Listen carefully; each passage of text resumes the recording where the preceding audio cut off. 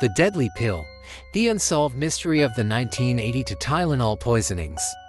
Have you ever thought that a simple painkiller, a common household medicine found in millions of cabinets, could be at the heart of one of the most chilling crimes in history? A seemingly harmless pill, yet within minutes of swallowing it, the body shuts down, breathing stops, and death arrives like a sudden nightmare. In 1982, the people of Chicago woke up to a terrifying reality. A string of mysterious deaths, no signs of struggle, no clues left behind. But one thing connected them all: every victim had taken Tylenol. This wasn't just another poisoning case, it was a meticulously planned crime, with no fingerprints, no traces of the perpetrator.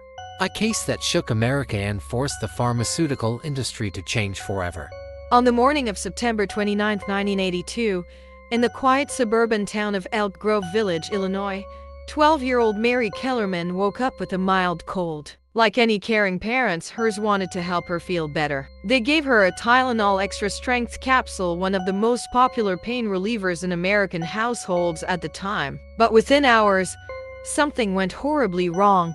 Mary suddenly collapsed in the bathroom. She was rushed to the hospital, but doctors were helpless. She died under mysterious circumstances, with no clear cause of death. That same day, just a few miles away, a 27-year-old man named Adam Janus also wasn't feeling well. Like Mary, he took Tylenol for relief. And just like her, he collapsed in his home in Arlington Heights. He was pronounced dead shortly after. As his grieving family gathered at his house to mourn, his younger brother Stanley Janus and sister-in-law Teresa Janus took some Tylenol from the same bottle Adam had used. Within minutes, they too collapsed. By the time paramedics arrived, it was too late. Stanley and Teresa both died that same day. More victims followed in the days to come. Mary Reiner, Mary McFarland. Now, America was facing an invisible threat, an unknown killer who left no traces but was present in the very medicine that millions trusted. Authorities realized these weren't isolated incidents. An urgent investigation began, and as the truth behind the Tylenol pills unfolded, the entire nation was left in shock. As more deaths occurred with no clear explanation, Chicago police launched an emergency investigation. One common factor quickly stood out: all victims had taken Tylenol extra strength. But what exactly was wrong with the pills? Authorities and forensic experts collected samples from the victims' Tylenol bottles. When they examined the capsules, they discovered something horrifying.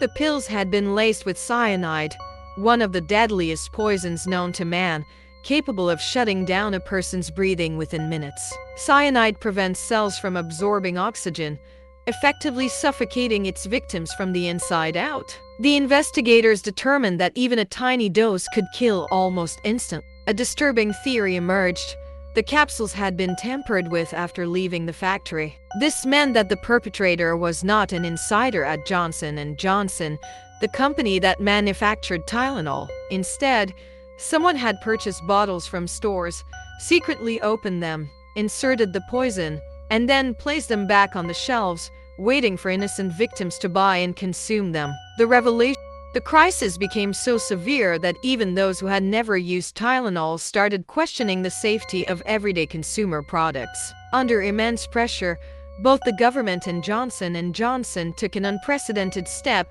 They ordered a mass recall of all Tylenol products. It was a drastic but necessary. But as shelves emptied and millions of bottles were pulled from stores, with the horrifying discovery of cyanide-laced Tylenol, Chicago police launched a large-scale manhunt to find the killer. They searched stores where victims had bought their medicine, traced the supply chains, and conducted countless investigations.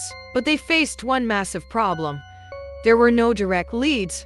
The tampered bottles showed no signs of forced entry. Whoever had poisoned them did so with precision, leaving no fingerprints, no DNA, no surveillance footage. A chilling thought crossed investigators' minds: could this be the work of a random killer? Someone who simply wanted to spread chaos and fear? If so, how could they be stopped before they struck again? Then, a strange twist emerged. James William Lewis, the suspicious blackmailer. Shortly after the public learned about the Tylenol poisonings, Johnson & Johnson received a threatening letter. The sender, a man named James William Lewis, demanded $1 million to stop the poisonings. Could he be the killer? Police quickly tracked down and arrested Lewis. He had a history of fraud, and his demand for money made him seem like the prime suspect. But after thorough investigations, there was no evidence linking him to the actual poisonings. No cyanide was found in his home. No proof that he had ever handled the tainted bottles. Ultimately, Lewis was sentenced to 10 years in prison for extortion, but the true culprit remained unknown. The Tylenol case became one of the greatest mysteries in American crime history. Over the years, multiple theories have emerged. A serial killer acting randomly, purely for the thrill of watching people die. A corporate sabotage plot aimed at bringing down Johnson & Johnson. A revenge attack from an unknown individual. But to this day, no one has been arrested, no confessions have surfaced, and no conclusive evidence has been found. This is what makes the Tylenol case one of the most terrifying unsolved crimes in American history. Even though the person behind the Tylenol poisonings was never caught, the incident changed the pharmaceutical industry forever. Immediately after the discovery of the tainted capsules, Johnson & Johnson took a groundbreaking step. They recalled 31 million bottles of Tylenol. This decision cost the company about $100 million, but it helped them regain public trust. Beyond that, the case led to major safety changes in the industry. Tamper-proof seals were added to all medication bottles. Plastic safety wrappers were introduced to prevent unauthorized opening. Capsules were replaced with caplets since capsules were easier to tamper with. These safety measures became the global standard for pharmaceuticals. Today, every time you open a sealed medicine bottle, you're witnessing the legacy of the Tylenol case. The mystery that still haunts us. More than 40 years later, the Tylenol poisonings remain one of the greatest unsolved crimes in U.S. history. Who was responsible? Did they ever strike again unnoticed? Was this just part of a bigger, unknown plan? The FBI still keeps the case open, hoping that modern forensic science may one day reveal the truth. For now, all we can do is wonder, is the killer still out there, living freely? Or has the truth been buried forever in the shadows?